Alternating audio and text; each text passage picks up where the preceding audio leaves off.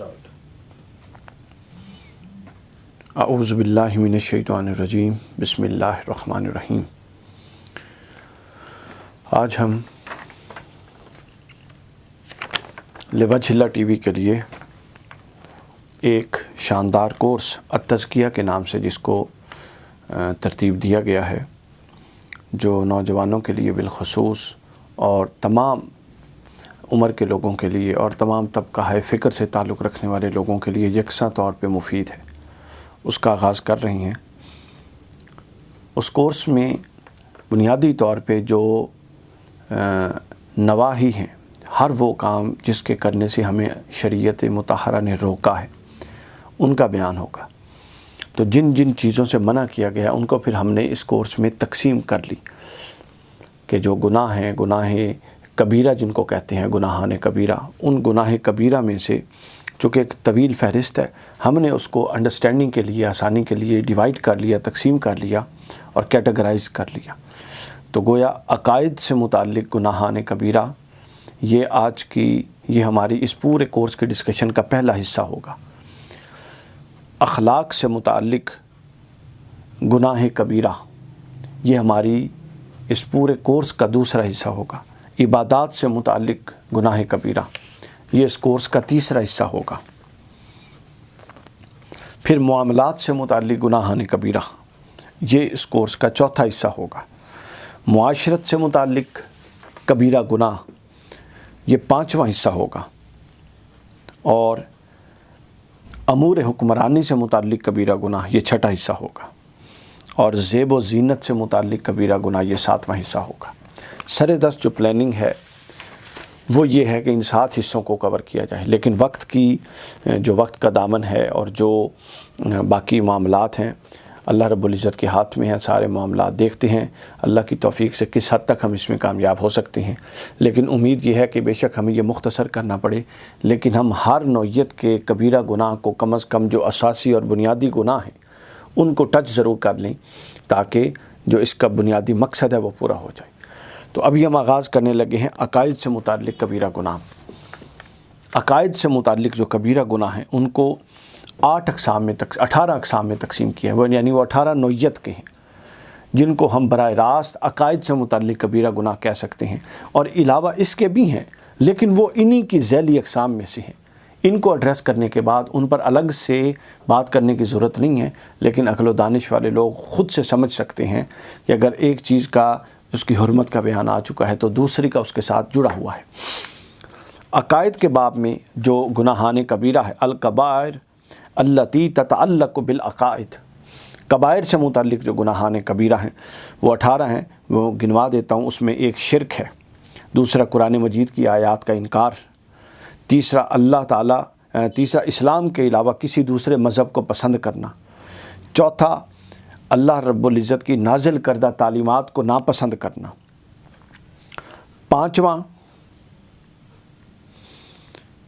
अल्लाह के नाजिल करदा कवानीन को छोड़कर फ़ैसला करना, किसी और कानून के तहत फ़ैसला करना, छठा शरई अहकाम का इस्तेहज़ा मजाक बनाना, सातवां अल्लाह के मुसलमानों के ख़िलाफ़ कुफ़ार की मदद करना, आठवां हज़ूर नबी अकरम सल्लल्लाहु अलैहि वसल्लम की शान मुबारक में अदना सी भी गुस्ताखी करना, नौवां सहाबा कराम को बुरा भला कहना और अहले बैत अतहार को बुरा भला कहना, दसवां हज़ूर नबी अकरम सल्लल्लाहु अलैहि वसल्लम के साथ झूठ को मंसूब करना, इरादतन मंसूब करना,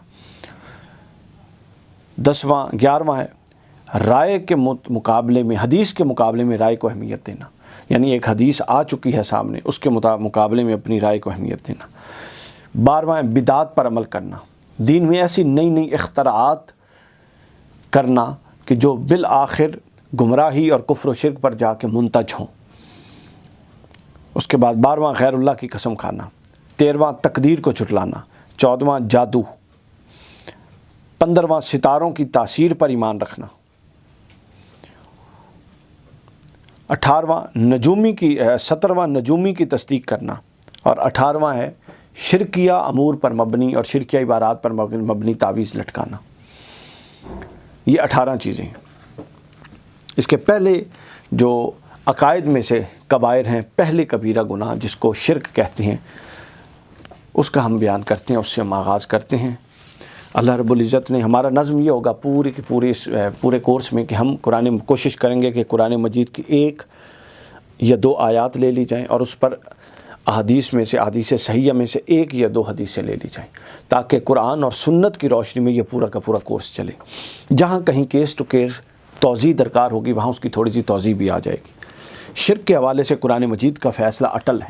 شرک کا مطلب سن لیجئے، شرک 3 چیزوں سے ہوتا ہے۔ اللہ کے علاوہ کسی کو واجب الوجود سمجھنا، یعنی جو ہمیشہ سے تھا اور ہمیشہ ہے، کوئی ایسی ہستی نہیں ہے، صرف اللہ ہے۔ اللہ کے علاوہ کسی کو لائق عبادت سمجھنا، عبادت کرنا ضروری نہیں، محض لائق عبادت سمجھنا، لائق پرستش سمجھنا، یہ باعث شرک ہے۔ اور تیسرا جو چیز ہے وہ یہ ہے کہ جس طرح اللہ کی صفات ہیں من و عن، اسی طرح کسی بندے یا کسی بھی اور ہستی یا شخصیت کو اسی طرح صفات کے ساتھ ماننا، یہ شرک ہو جاتا ہے۔ شرک کے حوالے سے اللہ رب العزت نے فرمایا سورہ النساء آیت نمبر 48 میں، اعوذ باللہ من الشیطان الرجیم، ان اللہ لا یغفر ان یشرک بہ ویغفر ما دون ذلک لمن یشاء، کہ بے شک اللہ تعالیٰ اپنے ساتھ شرک کیے گئے شرک کو نہیں بخشے گا، جو شرک کرے گا اس کو نہیں بخشے گا، وَيَغْفِرُ مَا دُونَ ذَلِكَ، اور اس کے علاوہ جو چاہے گا وہ بخش دے گا، ہر گناہ بخش جائے گا۔ یعنی شرک کی بخشش نہیں ہے، یہ ایسا گناہ ہے۔ اور پھر سورہ لقمان میں آیت نمبر 13 میں اللہ رب العزت نے فرمایا ان الشرک لظلم عظیم، کہ بے شک شرک بڑا ہی عظیم ظلم ہے۔ یہ ظلم ہے جو ہم خود پہ کرتے ہیں اپنے رب کی نسبت۔